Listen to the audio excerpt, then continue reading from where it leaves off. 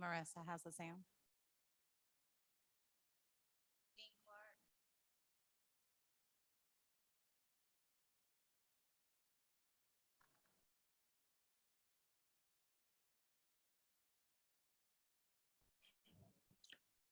Test.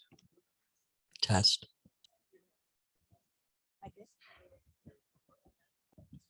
Hello? Yeah. Okay.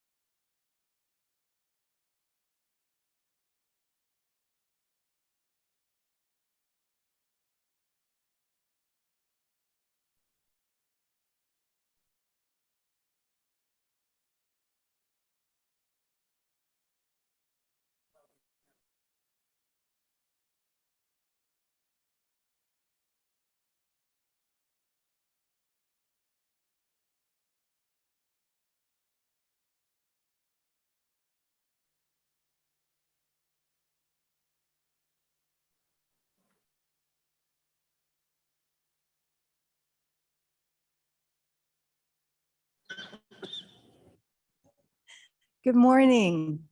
Thank you so much for being here. I'm Janet Kistner, in case I haven't met any of you out there. And it is my pleasure to be welcoming Dean Jim Clark today. As I'm sure you all know, this is a forum for one of our candidates for provost. And let me just tell you a little bit about how today will work. We have until 10:15 today with Dean Clark. He's going to start us off with a little background, telling you a little bit about himself, and then we are going to go to questions. And I sure hope that you came with questions and that you're eager to ask questions. We have mics in the front on either side. So whenever you're ready, after he gives his opening remarks, if you just step up to the mic, we will be delighted to take your question, or he will be delighted to take your question.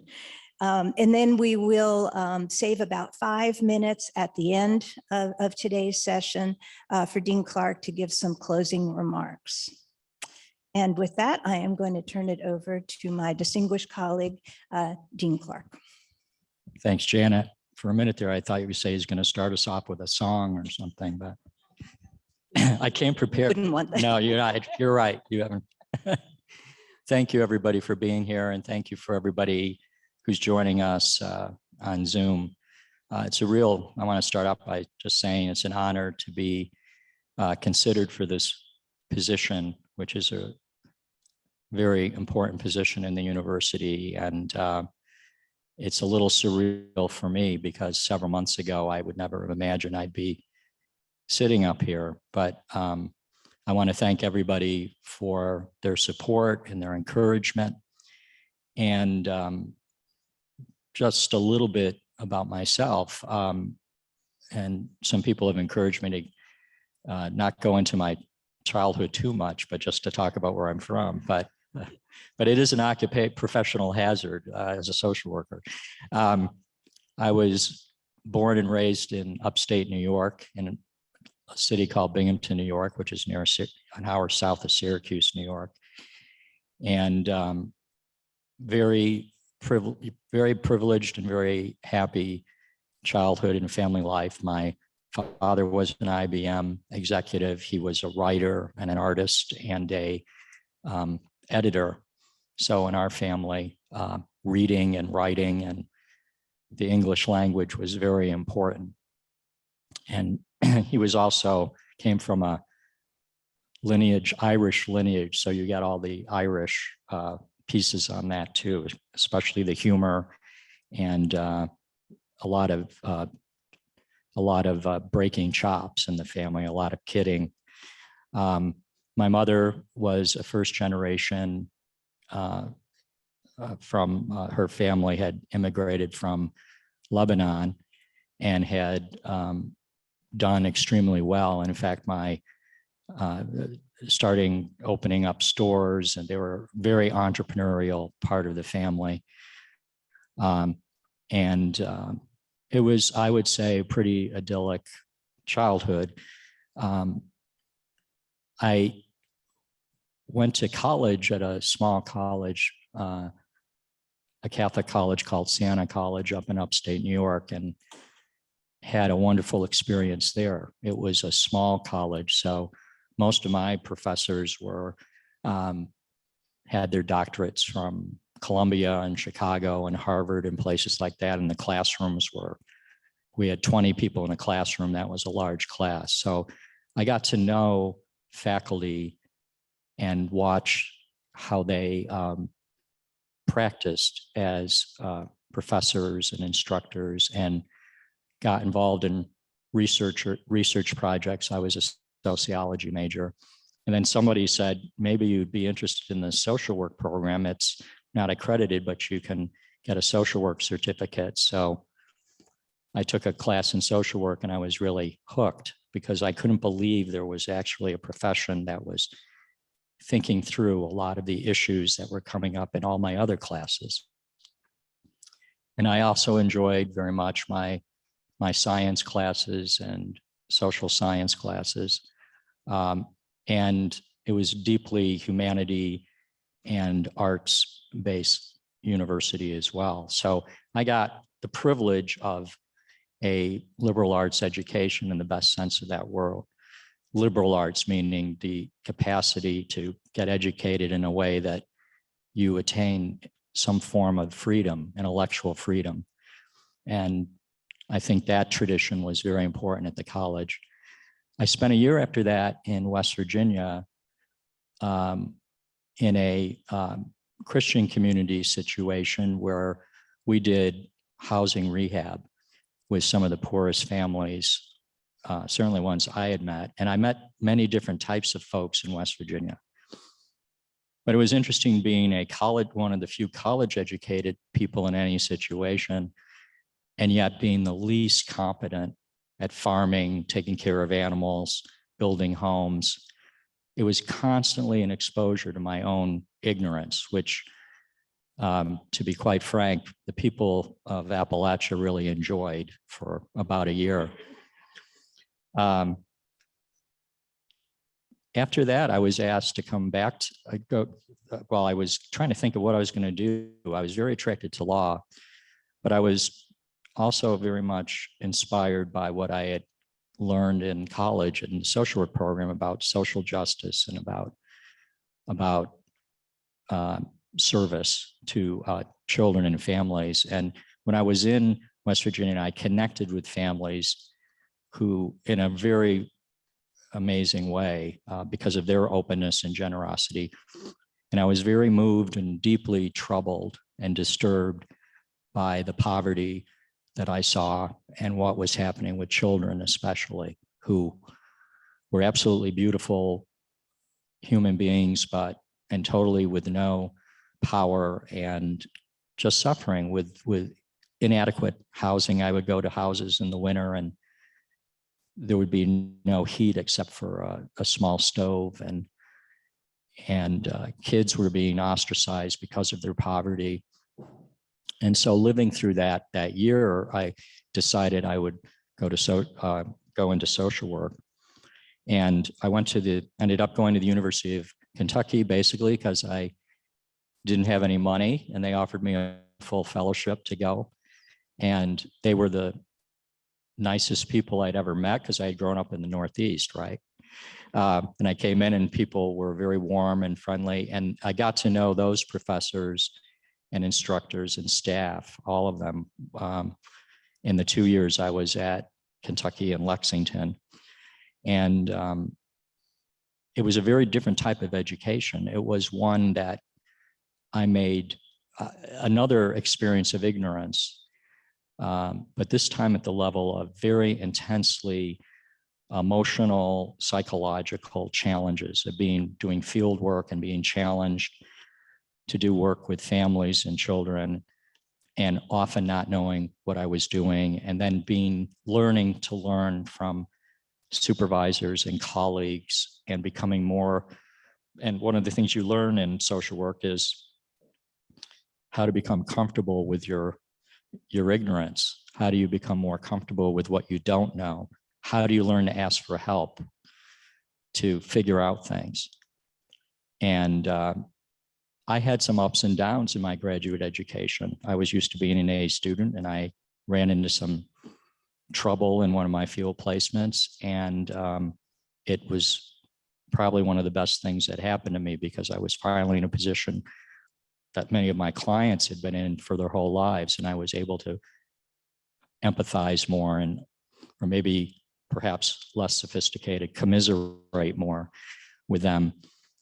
I went back to West Virginia to work for Catholic Community Services because I wanted to try to give back to the community that had given me so much after college, and work there building an office, a new branch office in a little town called West Union.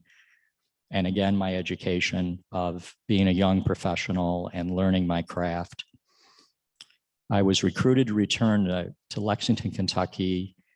By now I'm 25, 26, and they said, we'd like you to be a clinician, but we'd like you also to be the executive director of this small agency in Lexington.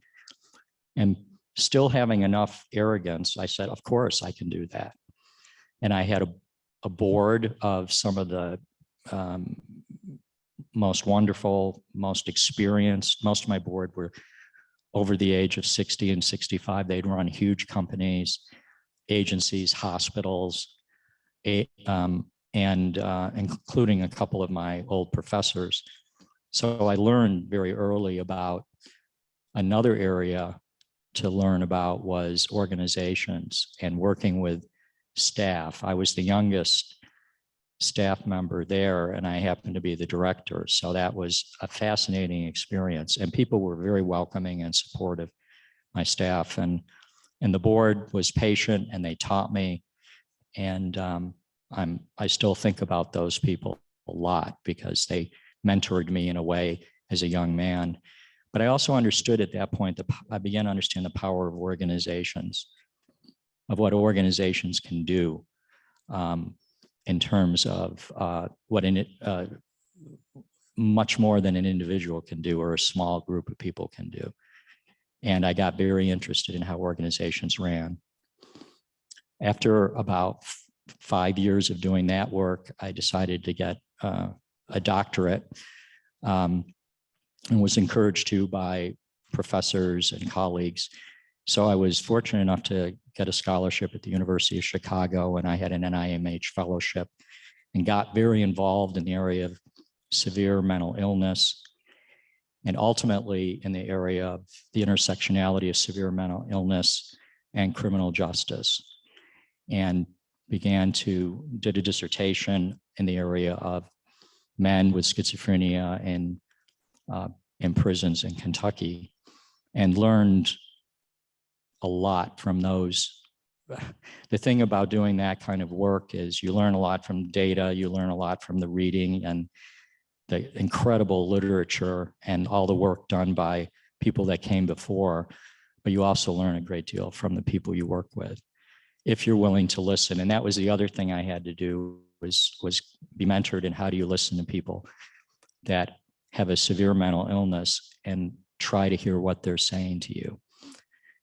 At that time, I also got involved in, by some colleagues, was asked to come and do some work in public advocacy in the state of Kentucky as a consultant, and then got involved in death penalty work, where I began to meet different types of families that I'd worked with in Appalachia. Many of these families were people of color and were in deep, deep trouble with the criminal justice system. And I started doing appellate work where I began to look at how mental health and had been either properly exercised in terms of the defense of clients, or in most cases have been totally abrogated and absent.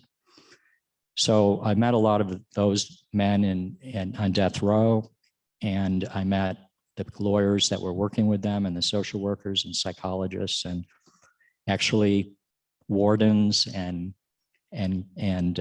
correctional officers who I also got to know and most of the time liked, and began to see these systems are broken.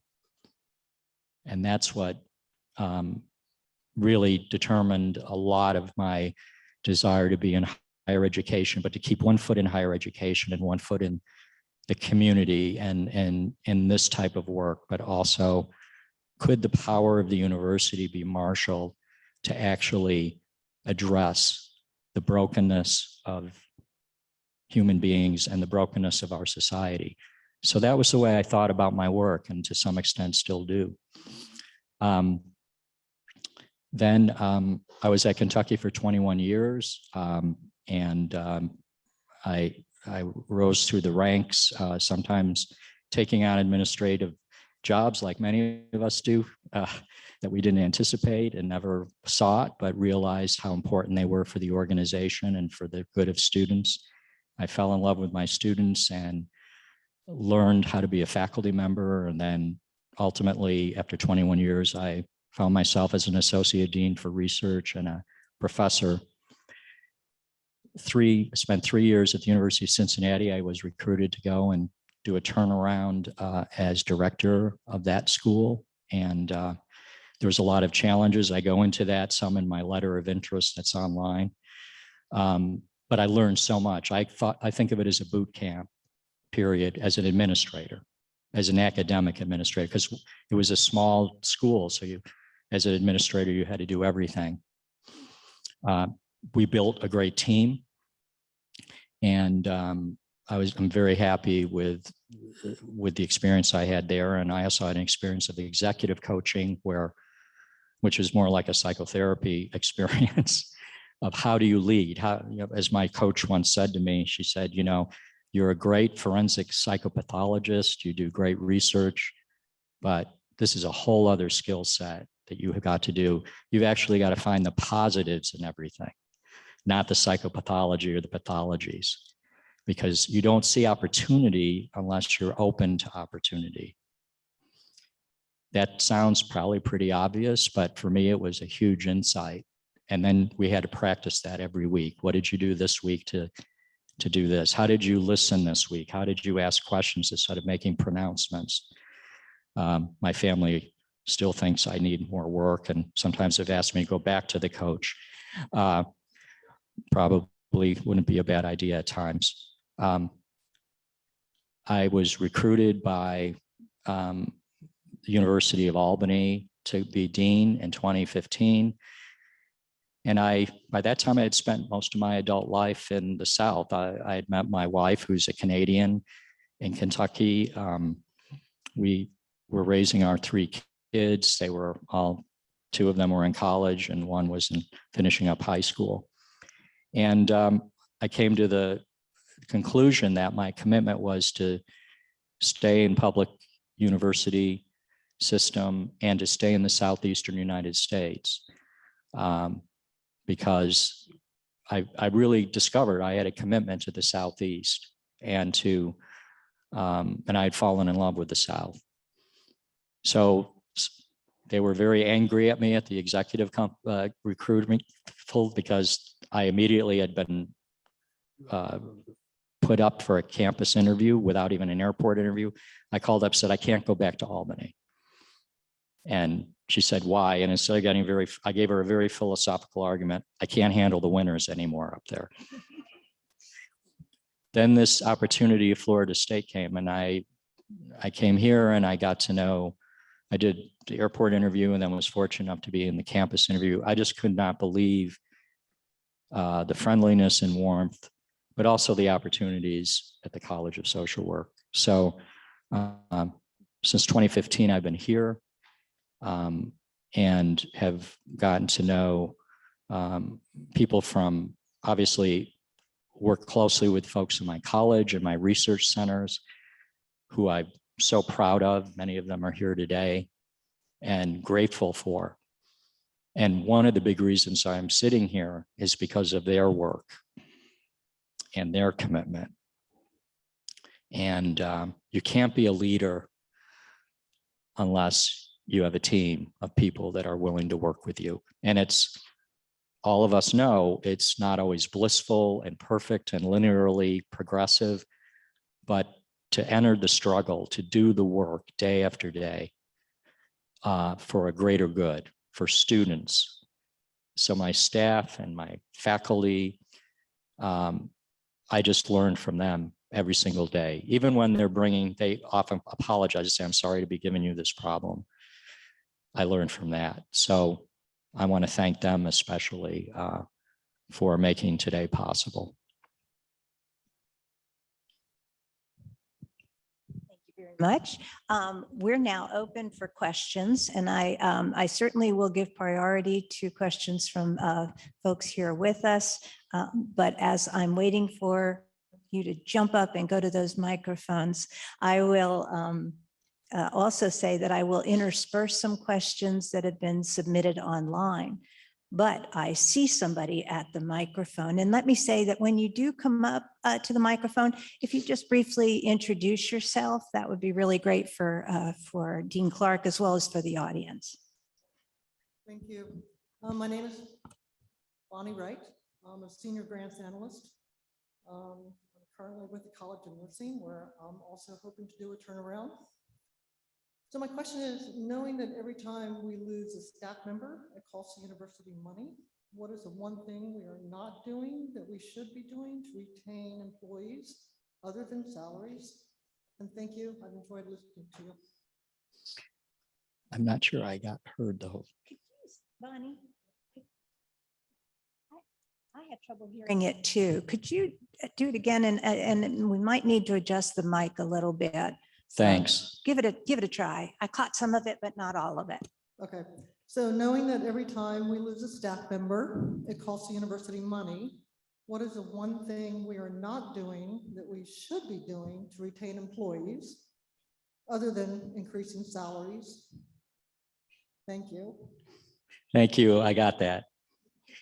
What is the one thing we should be doing other than increasing salaries, which we should be doing too? So this is going to sound maybe a little too simplistic, but I think we need to be listening to staff and faculty. We're asking people to make incredible sacrifices every day. And we see from the turnover post-COVID that people are being recruited from FSU, our faculty, our staff, and other people external to the university see just how gifted and talented people here at Florida State are.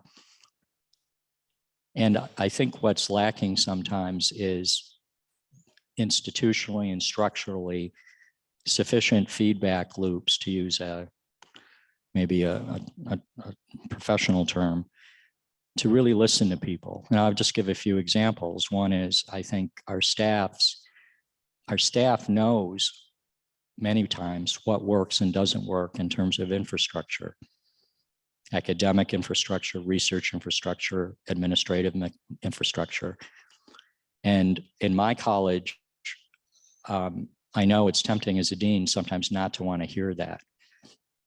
I know faculty researchers, tenure track faculty, specialized faculty, all have different struggles and needs. And I think we have the resources at the university and the intellectual capital and the social capital to solve problems. So I think what we need to do is listen more strategically. One of the things I've admired about the team at Westcott is their ability to gather data, analyze it, and use it to pivot and make strategic decisions. I like us to see more of that.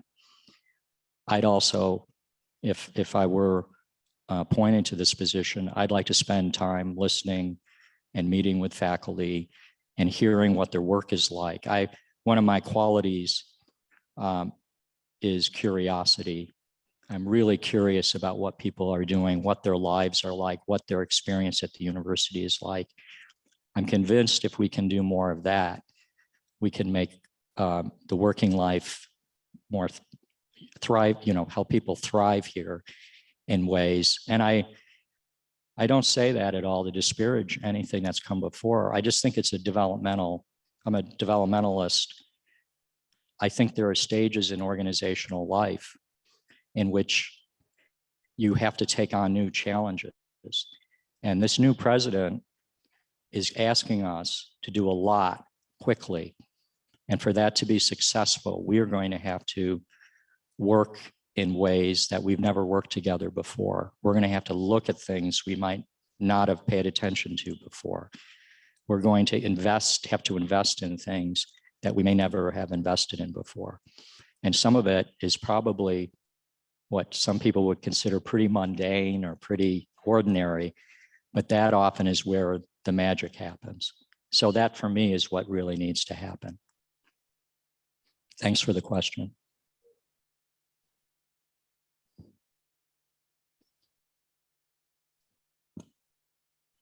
I'm Paula Smith. I'm a member of the FSU Foundation Board of Trustees.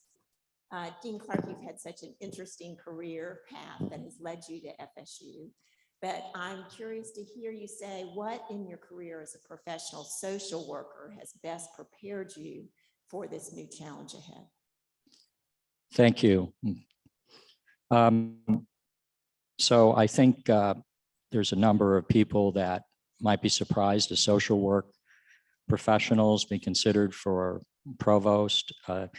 The only reason I say that is sometimes when I've been appointed to search committees and other tasks, when I was asked to chair big data, health big data, explore that, people kept saying, well, why would somebody from social work be, they would say it to me, why are you interested in this? What they were really thinking is, why would you be competent to do this?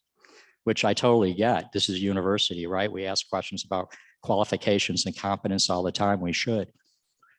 But I think social work is an extraordinary profession in that it prepares you for some things that that life and organizational life especially throw at you. One is the ability and the priority of listening to other people. And that is rooted in a value system of respecting the dignity and individuality of every person you meet, no matter who they are and where they come from. And that is a very high bar as a value, because that is not a popular way to approach social life in the United States. The other is the value of a deep commitment to social life, to society, to build up our democracy. In fact, the whole profession was founded as a way to help democracy thrive in the early 20th century. It's an inspiring history. One of our founders, Jane Addams, won the Nobel Peace Prize. She was an incredible intellectual force, social force for good in the world. Truly admirable person. But a values-driven profession with a fiduciary responsibility to others. And most difficult is, how do you do that on a daily basis, where you put your needs second and the clients first, and then sometimes even next, the organization you're working with. And those are conflicts and struggles that all professional social workers face. All of our students have to grapple with that idea that I'm not here for me. I'm not here in this classroom to just hear myself talk and feel good about myself. I'm here for something, a much higher vision of what life is and what our society can be. And so that being grounded in that and being educated in that, and then as a educator, having that responsibility. You can't stand up in front of students, and I did a lot of teaching for 21 years, to be talking about these things unless you're a total hypocrite. You've got to try to live those things out, and you become acutely aware of the issues and problems in yourself that prevent that from happening the way you'd like to, but also organizationally. What is it that I truly want to do an accomplishment, but what is holding me back? And if it's in the organization, if it's in, since I've been in a university and in college and leadership positions in 3 different universities now, what is it in this university or college that's holding us back from doing the bigger things, the more exciting things, the higher purpose mission of the university? And so I think social work, the other thing social work prepares you for, 2 other things, many things it prepares you for. One is, though, to be able to embrace that conflict, to be in conflict situations and not see that as bad. And this is really hard, especially in the South, right? In the South, we all want to get along, and we all, you know, and when I first came to the South, one of my colleagues from, who was a Southerner, and I was at Kentucky, and I was doing my Northeastern, you know, I'm going to be the first to answer, I'm the smartest guy in the room. She came up to me and said, you know, people really hate you. And I said, really? Why? And they said, well, you're kind of, you know, you're very aggressive. I said, we know you're from New York, and we know you grew up in the Northeast, but can you tone it down a little bit? And so I tried, and I did a little bit, but I also realized I was in a profession where growing up, being comfortable with conflict was an asset, because that can be healthy. That can bring things and put things on the table. And so learning to be comfortable with that, as comfortable as one can be. And then secondly, thinking in terms of seeing the plight of individuals and not blaming other people for things. but trying to understand what is the impediment, what is the problem. And often it's driven by systems. It's driven by organizational systems. It's the role people are in. It's the poorness of fit.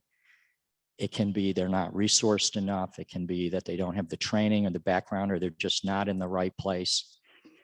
And trying to look beyond to what we call meso and macro systems, and then trying to create change at those levels. And analytically, in social work, a lot of people don't understand the analytics behind being a professional social worker and being a social work researcher, is you have to be comfortable with looking at the larger historical and systemic issues and structures that drive what we find, what we're in today. So my faculty take on child welfare, they take on criminal justice, they take on mental health and health issues, family violence, young adult resilience and trauma. I mean, that's running into the building that's on fire. It's not running out of the building.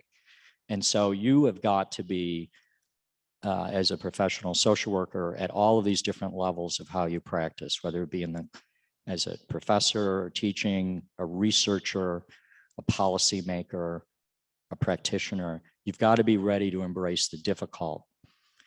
And then finally, I would say, and maybe this will also resonate, is when I first started, I thought people were going to be really grateful to me for all the great work I was doing. And what I realized was people came in, especially in my clinical years, and say, would you please help me? And then say, I hate the fact that you're trying to help me. I'm going to do everything the opposite you say. I'm going to fight with you. And that's part of the human condition, the human experience, and learning that the service and the struggle and the process, with an eye toward outcome, obviously, is the privilege you have of being in social work. And I think it's not an accident that we're the fourth most rapidly growing profession in the United States right now. In our college, we've gone from 800 students to close to 1,300 students in 4 years. And a lot of that has to do with the wonderful faculty, but a lot has to do with the people are feeling a call to service. And we're trying to bring the best of the profession to them that gives them the tools and the values they need to do the work. So thanks for the question. Morning, Jim. Rick Burnett, unabashed Southerner. I'm an associate provost and interim CIO. We're in an environment where, because of the legislature and the board of governors, rankings are important from their perspective. And we know that the rankings that we're chasing, in a sense, are flawed. But we also know that our faculty have done a great job to help move us in those rankings. Talk, if you would, about your thoughts on both the perils and the benefits of the focus on rankings, focus that the president has reinforced recently. Thanks, Rick. You know a few things about rankings, I hear. So yeah, there's a positive and there's a positive and an opportunities in rankings and being in this kind of contest or race. And there are drawbacks and dangers. One of the things that is great is that because of the rise in the rankings, and when I first came, I was deeply skeptical. I was in my first dean's meeting in August of 2015, still not coming to grips with the heat that was outside. And Sally McRory, who was the interim provost at that time, stood up and said, well, there's some things we're going to do. And I'd like us to encourage all of our freshmen and sophomore to take 15 credits, and a lot of them are taking 9 credits. And by the end of the year, I'd like to see for the fall, everybody, as many people as possible registered for 15 credits. Now, that doesn't sound like an exhilarating challenge necessarily, but for me, I've been involved as an associate dean, and I've been in the dean's council because my boss was president of CSWE, the Council on Social Work Education. So I was in lots of dean's meetings at the University of Kentucky. No provost in their right mind would have stood up and asked that of their deans because they would have been laughed out of the room. I'm sitting there going, this is going to be impossible. And I remember then calling on the memory of my executive coach saying, now, Jim, don't be judgmental, ask questions, think about the possibilities. And by the end of that year and by the beginning of the next year, the deans had pulled together and done and in their colleges and with the faculty and the advisors and worked closely with central administration. And that was happening 12 hours, 15 hours. And I thought, this is very interesting that the university could pull something like that off that I knew would be almost impossible at Kentucky and Cincinnati. And done in a way where it was incentivized and valued. So the positives was that organizational change, I discovered through that process that organizational change was possible here. If there was attention to the issue and there was consensus and incentivization and the analytics. Part of the whole success has been the incredible analytic power that's been brought to bear with Rick and the whole team, James and Joe and other people. And then communicating that to the community and having people pull together to do it. That's one reason that the rankings race and the fact we climb so astronomically with the great leaders like Sally McRory and John Thrasher and many of the team, other people, and then the deans, my colleagues, who I was frankly learning from every year I was here, that things like that can happen. So that's the positive. And the attention that the university is now getting for that meteoric rise. And I think a lot of it has to do, part of that is the reason we have President McCullough here, because he saw that and he thought I could be president in a place that was capable of organizational change and takes a challenge and runs with it. The negative side, as in all of these things with rankings and metrics, which I firmly believe can be a force for good and are, is that you lose sight of the core mission. You lose sight of the mission of the university to create a community of inquiry and education, intellectual exploration, controversy, diversity, inclusion, all of the things we need to have an academic community of the highest caliber. And sometimes in the rush to create numbers and outcomes, you also have to attend to what I would call some of the higher purpose, even sometimes spiritual plane of what you're doing, the higher purpose plane, the deep philosophical commitment. And what I think we're struggling with in higher education in the United States, with rankings, financial pressures, political culture wars, et cetera, is the danger of losing the core mission and nurturing that. The good news about it is I've always thought we could walk and chew gum. I mean, we all have a lot of people have PhDs at universities. We should be able to do multiple things simultaneously and strategically. And I think we can pay attention to the core missions of the university while still being in this race. And I'm actually kind of excited, Rick, about the international possibilities now. I'll just close with this. I think the other piece is how do we communicate what we're doing and that mission to the public and to our stakeholders, including our friends downtown, who I've had the privilege of working with more intensively over the last 3 years, who are often concerned about the same things we are.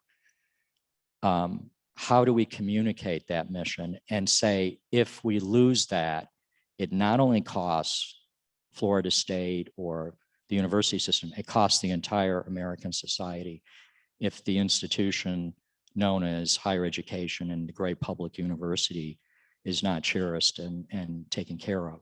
So I think we can do all of these things. We just have to be very intentional and attentive to the multiple tasks and missions that we have to accomplish.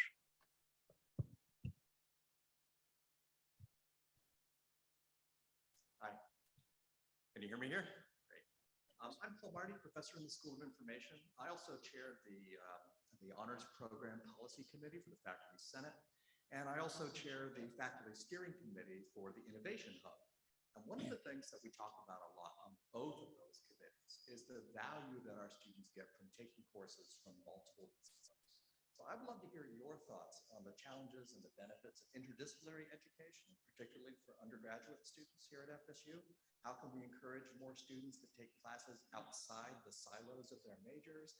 And how can we reward faculty and departments that offer courses that transcend disciplinary boundaries? What a wonderful question. I did my doctoral work at the University of Chicago, which for those of you who might know, University of Chicago is an intensely interdisciplinary university. So even if you didn't want to be interdisciplinary, it was like one of the great, for me, one of the absolute top experiences of my life to be at that university and to meet so many people from different backgrounds and to take courses in different disciplines and to be encouraged to do it, not penalized.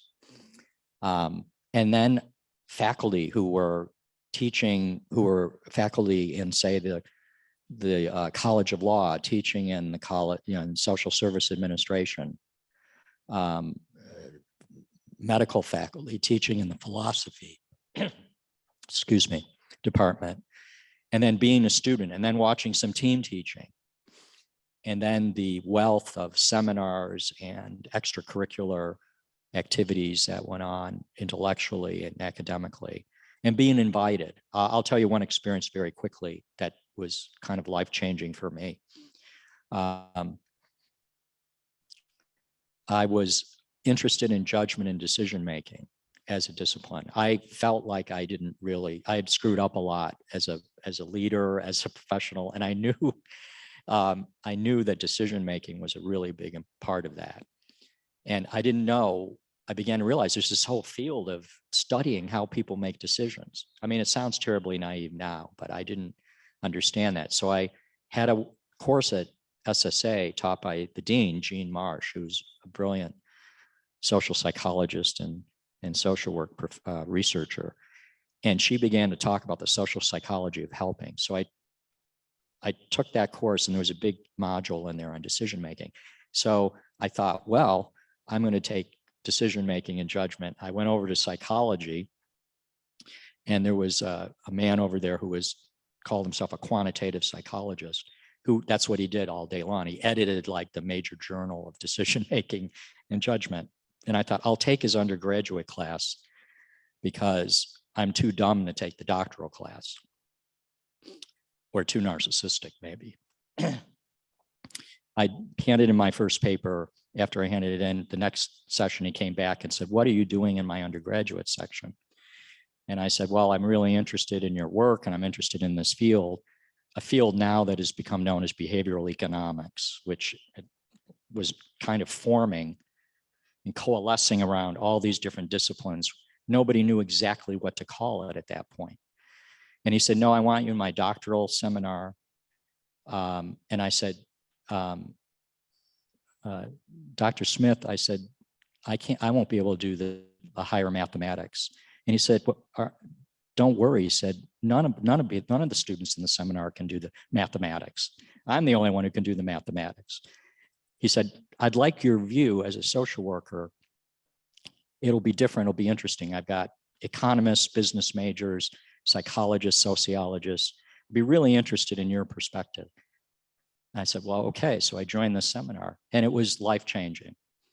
He was brilliant. And I was very interested at that time in jury research and narrative approaches to jury research. And He said, I'm so excited about this paper. Please write it for the seminar. And I handed it in and I got a great grade and about 300 edits to do, which is what happens in Chicago. You get an A or a B, and if you're lucky, you get an A or a B, and then you get 300 edits to work on, because of course you're going to want to publish this someday. And then he called me up afterwards and said, would you like to be one of my section graduate assistants?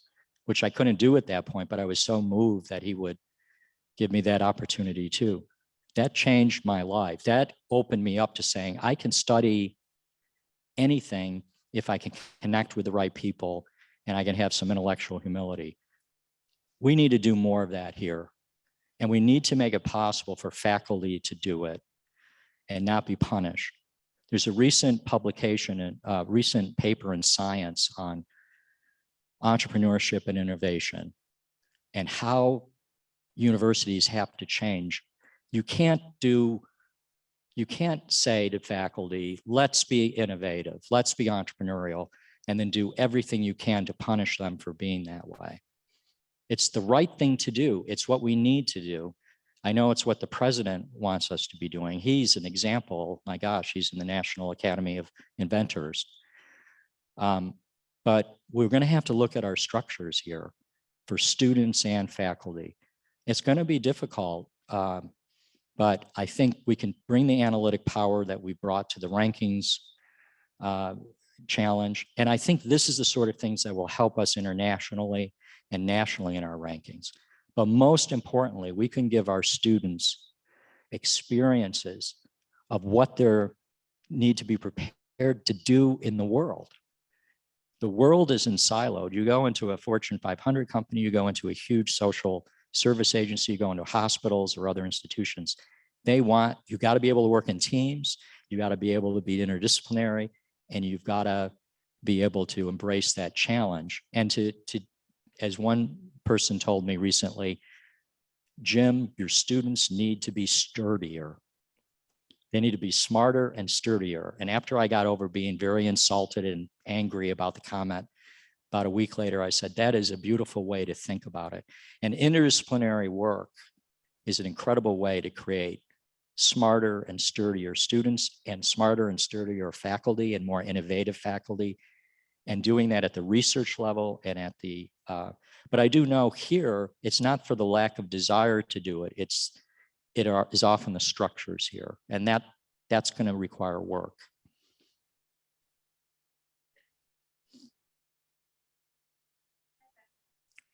Hey, Karen. Y'all hear me on the mic? So Carrie Pettis, College of Social Work, and for those in the room who don't already know this, Jim has the unfortunate role of being the first person that I call when I'm agitated or have a problem to solve, which is a great resource to have as a leader.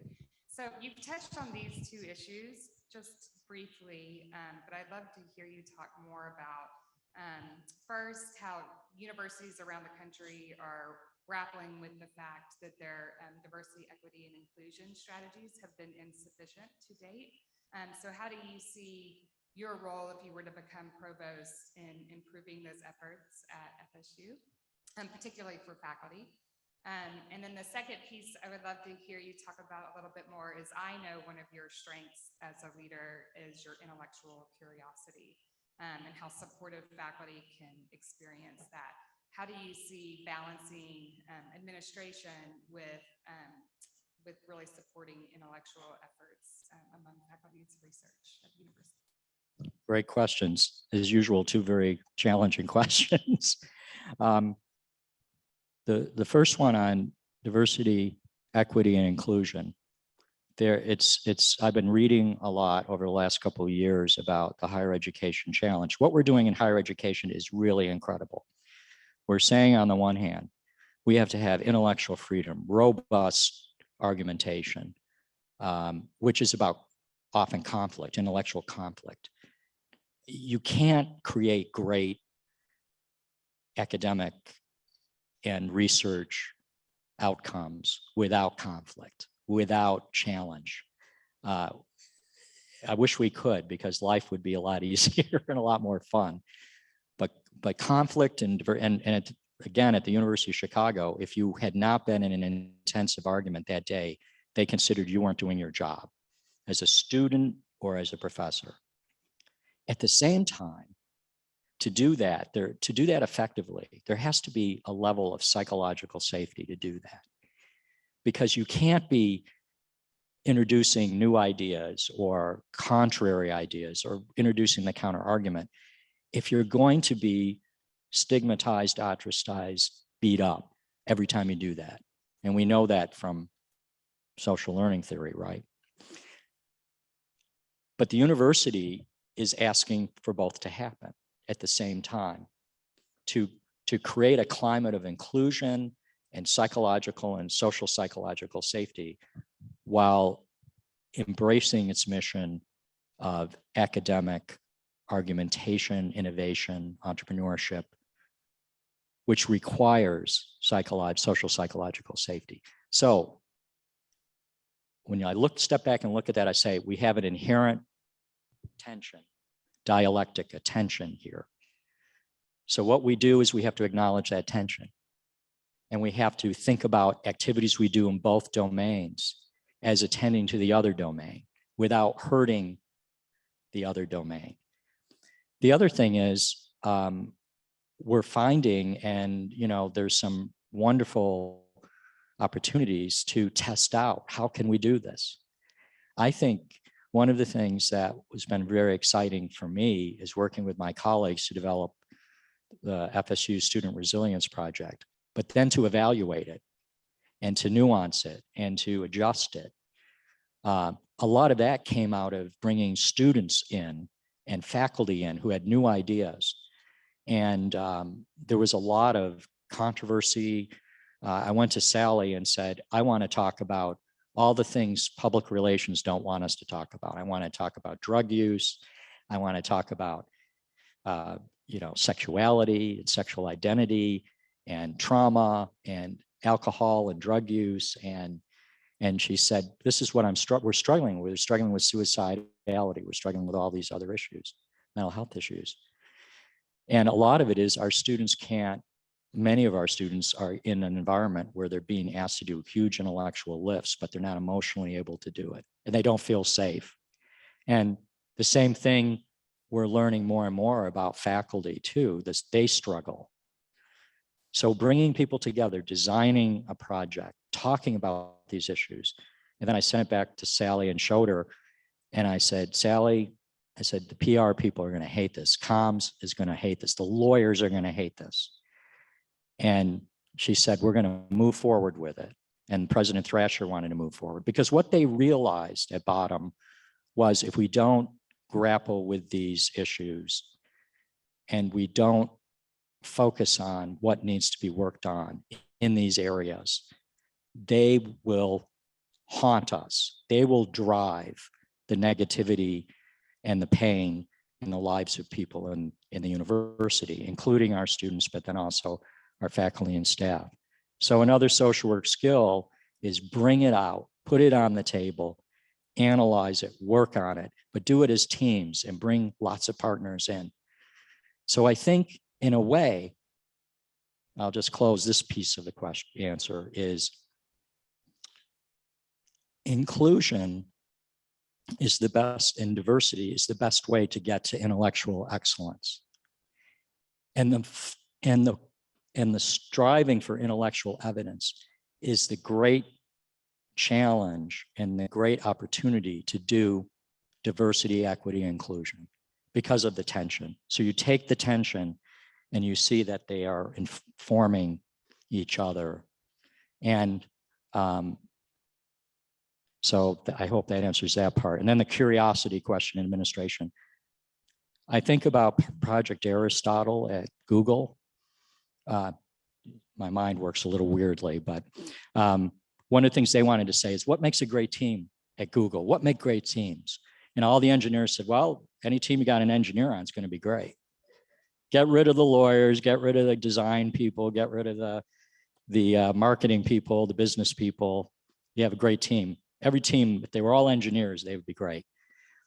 They had multidisciplinary teams, and one of the things they discovered was it doesn't matter who's on the team. I mean, it's better to have a multidisciplinary team because you get the intellectual richness.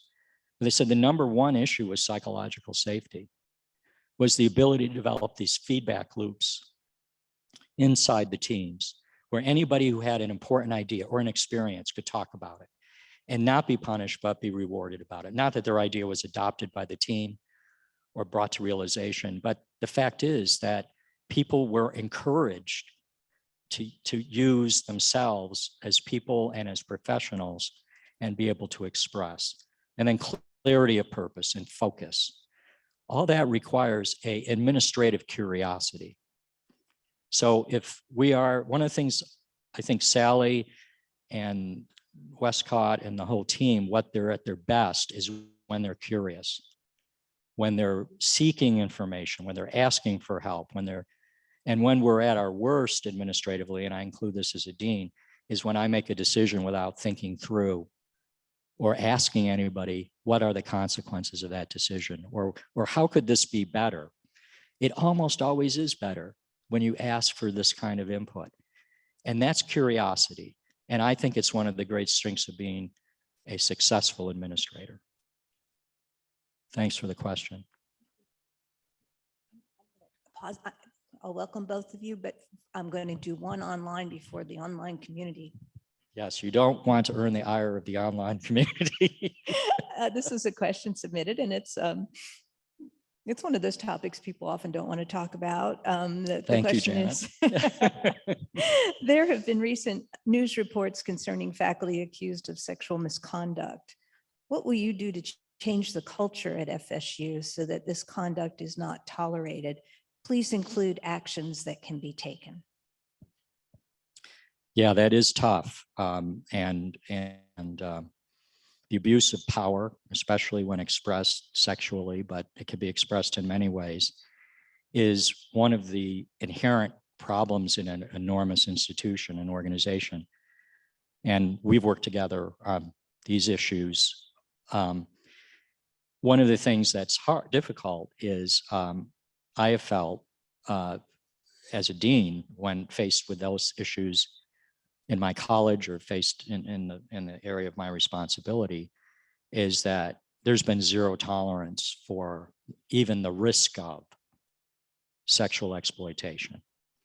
But the problem has often been that as a dean, I've never been able to talk about it because of protections for all the people, both legal and collective bargaining agreement and all kinds of constraints the institution's under. As a person who's worked with victims of rape and sexual exploitation, children, adolescents, adults, men and women, I would have no tolerance for that. And I also think I would have the skill set to know and to have a team to work through the risk issues. But I think we have to, like all of these issues, we have to be talking about this. I think if you talk about sex alone, you're missing the whole point. It's about power. It's about exploitation. We have to educate our faculty, our administrators, but also our students about power and how power works and how that is the polar opposite of community and affiliation.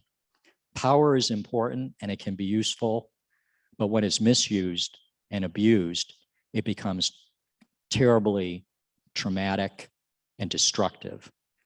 So I think part of my contribution, along with my faculty with the Resilience Project, but then also if you look across our institutes, we're talking about that all the time. Traumatic experience, exploitation.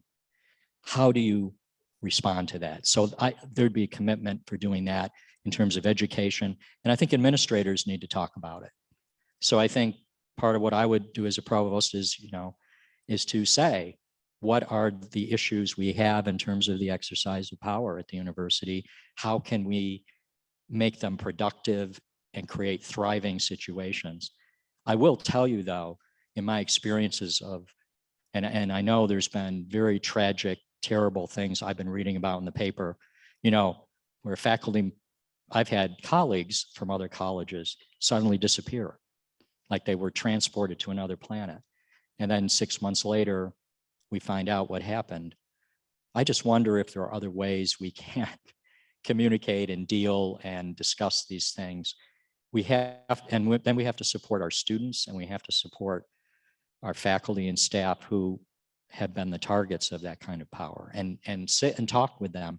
One of the things I really admired about John Thrasher and continue to admire is that somebody once said, if there was a statue of John Thrasher, actually Marshall Kreiser, who's the chancellor of the university system, said this. He said it would be not him sitting with a book or making a speech. It would be him running toward a problem. And I think that's the kind of leadership that's important. And his willingness to talk to people who've been damaged by even things that have happened at the university, and to ask for forgiveness, but importantly to listen and to understand, and then to try to develop policy. And we need to do a lot more of that.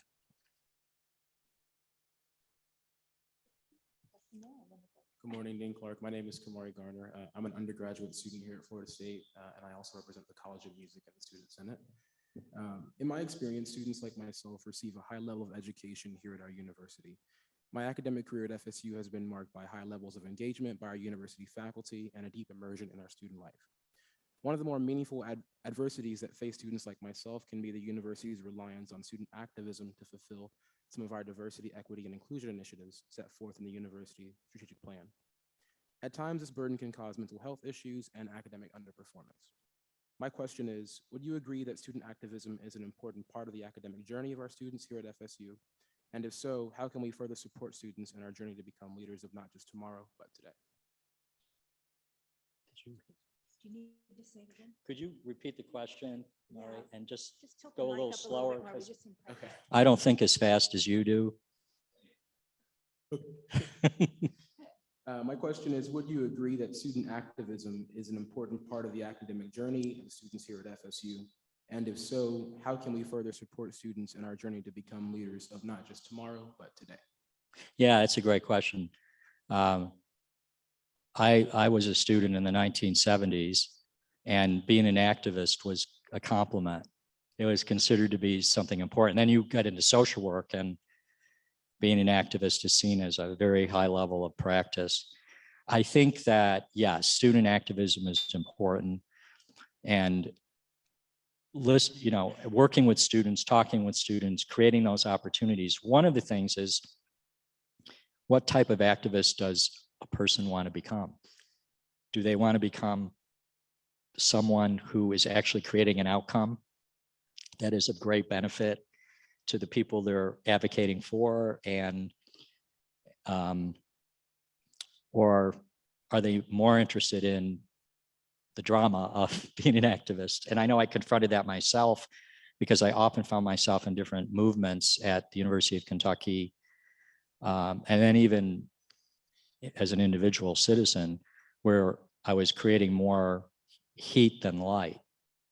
And I got very interested in learning how to be an effective activist. How do I really want to move in a highly fraught political and social situation to create an outcome? And what I began to discover is sometimes I didn't know what I wanted. I just felt really bad about what was happening. So one of the great opportunities at a university is to have those discussions with students and to talk about activism. And one of the things I've found very helpful is understanding the history of student activism in the United States, in academia. There's a great history. I remember being on the Berkeley campus about 15 years ago and seeing the free speech area in the center and learning about what happened at Berkeley. And then learning what happened at the University of Chicago in the 60s and in the 70s, and the different ways different universities manage that. And then the leaders that came out of that activism, that group of, but I think there's a need for listening, working, conversation, the great tool of conversation, and then education, historical understanding, and then analytical intelligence being applied and working with students to make that happen. And I think we've tried to do that in some areas at the university. I think why would a provost get involved in this? Isn't that something, gosh, let somebody else do that?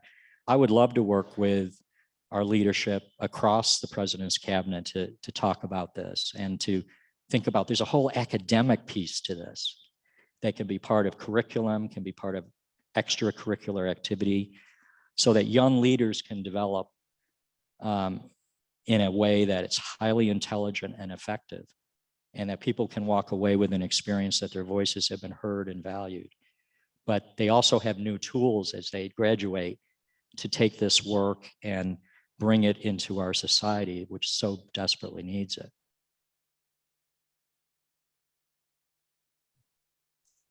Good morning, Dean Clark. Before you introduce yourself, I think this will be our last question, and then we'll save a few minutes for closing comments. Go ahead. Sure. My name is Patricia Warren, and I am a professor in the College of Criminology, and I am also a member of the Teaching Evaluation Committee, and this question emerges from the committee.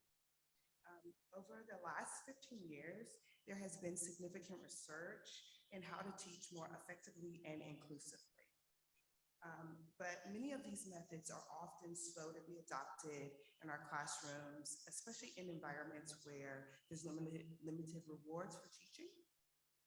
And so as you move from dean of a college to academic vice president of the university, how does your perspective change? And what role could or should you as provost play in incentivizing and promoting gains in teaching effective, across individuals, departments, and the college level to mirror and further our recent gains in student success? I know that is a loaded question.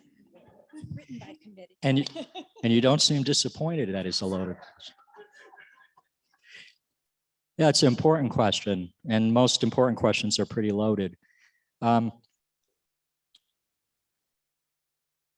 think I would just maybe answer with a story of what's happened, and I won't make it a long story, but in our college, we have one of the most diverse, probably the most diverse student body. And we have a lot of people teaching tenure track, specialized faculty, adjunct faculty. And one of the things we are really looking at right now is how do we truly prepare our students to work in these environments that are beyond challenging, child welfare, criminal justice, mental health, addiction. It goes on, poverty, trafficking, human trafficking. How do they do that intelligently and with, as I used the word before, with a sense of sturdiness and confidence? And that has to be, a lot of that has to happen in the classroom. We're very fortunate to have a lot of requirements for field work, but in the classroom is really crucial. And we are very fortunate because the legislature has granted the Florida Institute for Child Welfare, who's in our college, under our college umbrella, $10 million recurring to change the face of the child welfare system at a macro systems level. And we've embraced this challenge with a sense of trepidation and humility, but also excitement. And about $1 million or more than $1 million of that is going to come into the college to test out new teaching approaches, including something very like case-based and problem-based learning.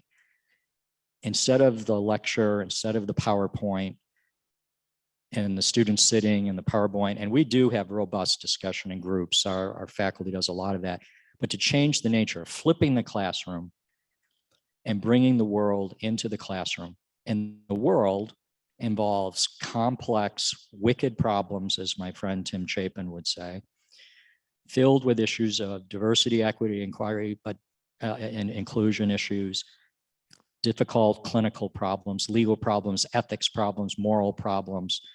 And everybody in case-based learning is always uncomfortable and on edge. But that's also exhilarating. And we're bringing in different types of furniture to set up the classroom so a different type of social process happens. I'm very fortunate that Dr. Latanya Noel and Dr. Craig Stanley are leading this effort in the college, and we're going to do this education and training for our faculty, and we're going to try it out. And we've got a program evaluation arm to this. So we're going to see what works and doesn't work. We're going to pivot and adjust. And then our mission is to try to disseminate what works throughout the state to change the way we do education in this area. I think that's something we can do at the university level, is to take ideas and run productive experiments and test things, and to listen to our students and listen to our faculty and say, what is this like? Is it working? What do the outcomes look like? And are we achieving? What are we trying to achieve? So I know in social work what we're trying to achieve, because that's my background, but what would that look like in political science, sociology, chemistry, et cetera, English? That's exciting to me. That would be so much fun to do. I just think that I'm very much in the school of somebody like Brian Stevenson, who wrote a beautiful book called Just Mercy, which is, we shouldn't look at all of what's going on right now as tragic or terrible or storm clouds all the time. It's an opportunity to create the beautiful community. That's what Brian Stevenson says. And he's director of the Equal Justice Institute, and he works death penalty cases and felony cases. He's been strip searched in prisons. If he can say that, certainly I, as a educator and administrator, could say that. And I think we do have great possibilities here, but we can bring the scientific and analytic intelligence to things, and also the wisdom of the humanities and the arts and creativity to these initiatives. Thank you. We have 3 minutes until the end for you to make some closing remarks. Thank you. First of all, I want to just say thank you for everybody who came today and everybody who's participating by Zoom and the wonderful questions. Really sitting up here today, I just experience an overwhelming sense of gratitude for, when you have to write up a letter of interest and go through the wonderful process that Janet and her team, her selection committee devised. And I want to thank them, because they've worked scores and scores of hours on this selection process. And I want to thank Janet for her leadership. You have to reflect on your life. You have to reflect on your values. Why take on this job? I mean, it's an important, really, calling to do this work. And it will require enormous changes in my life and my perspective. I'm going to have to grow and be stretched in ways that I can't even anticipate right now. But I think my feeling is, because of the possibilities here at Florida State and in higher education, that in a way I've been preparing for this for a long time without ever knowing it. The first time somebody said, you should be a dean, back at the University of Kentucky when I was in my early 50s, I said, I will never be a dean. ADR, Associate Dean for Research, is about as close as I want to get. Then I just realized this is another way, call of service that would be an important way for me to make a contribution, and to really thank the community here at Florida State for everything they've already given me and my wife and my 3 children. My youngest child, Meg, is a Knoll. She graduated in 2019. I've walked the academic walk with her, and through freshman year to senior year, and just watched her transform as a person. That's what I'm interested in, is this possibility to do work in a way that it can be transformative, and to work closely with this new president who has a vision that is going to push the hell out of all of us. But I think is attainable if we work really hard, make the right investments, and intentionally and strategically work together as a community and in teams in ways we haven't before. Because that's where we are with Florida State University. We have to move differently, think differently, but preserve the best parts of our organizational culture, which we all love, and maybe along the way have fun, which is part of why I like my job. Is almost every day I'm having fun, even when I'm grappling with problems, and I tend to work with people that are fun and have dark senses of humor. Even when things are going bad, they tend to be tremendously funny and interesting. But I think we can have fun even as we take on some very, very challenging and difficult work. Thank you for the opportunity.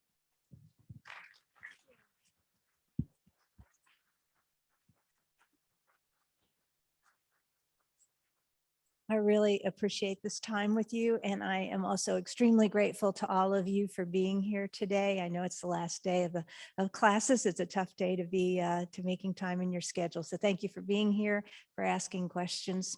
Very much appreciate it.